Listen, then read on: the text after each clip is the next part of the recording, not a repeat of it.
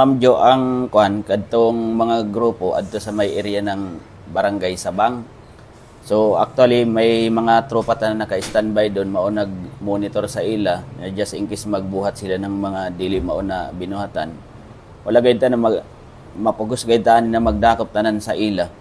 So actually gani kaninang buntag na mo to may tawag ang isa ka concerned citizen na mao lang ito nagbutang ng tarpaulin diri sa may area ng Absolute mo adto tag-respondihan dayon ng kapulisan nato hangtod na nakaabot doon sa may area ng checkpoint. Actually kadto gani na area doon. So tag-istorya nato ng mahinahon kalmado ba kadtong dato para undangan niya kana na kasi dili nato gusto na mag-create ng kagubot. So actually ni adto sila ni balik na doon sa area ng Sabang.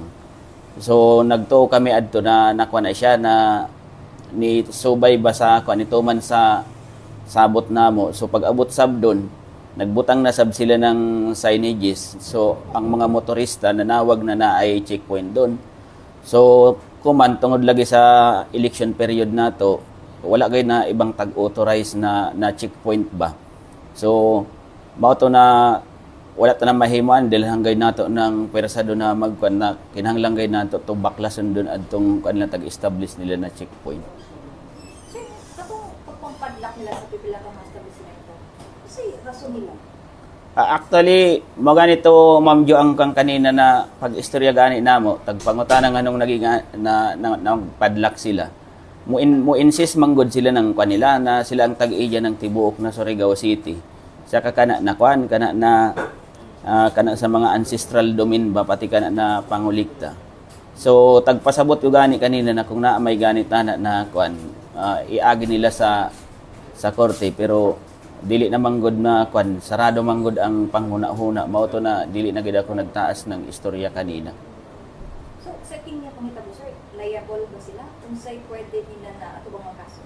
So actually hamok ta na i-file na criminal complaints against sa ila. So tagtanaw na mo kana sa violation sa revised penal code nato, especially kana na grave coercion, alarm and scandal. So tanan na makita nato do na possible na i-file nato gayud sa ila.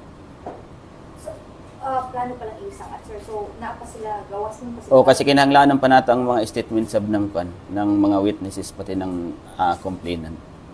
So sir, karong gabi o karong kadlaw, himo paghihapon sila ing atong himo nila pagpampadlak, pagbisita sa mga establishmento ug katong feeling sa pipila nga naharas sila.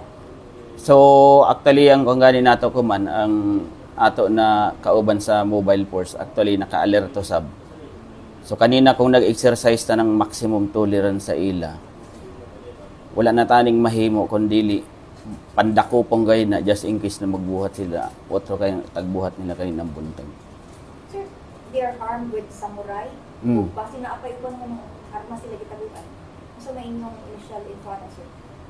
So kuman wala kong ibang maikuan anay as long as na mabalidit ng intel ko ano pang naa sa ila hamok man ta na mga remedy sa balaod nato para makuha legally kana na mga ebidensya just in case gani na ay contraband sa ila na area.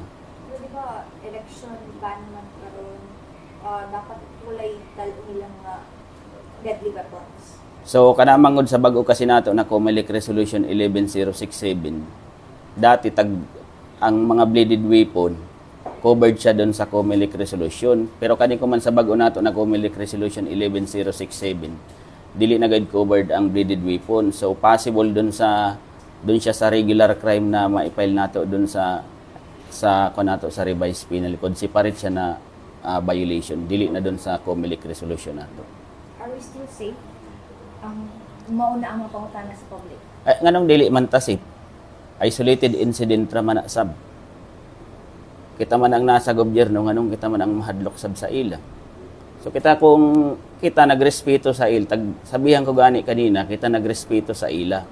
Pero kung ingana raman ang abilidad nila, wala man sabtanin na mahimo. We will use all the necessary forces or resources ng government para ma-dismantle na sila.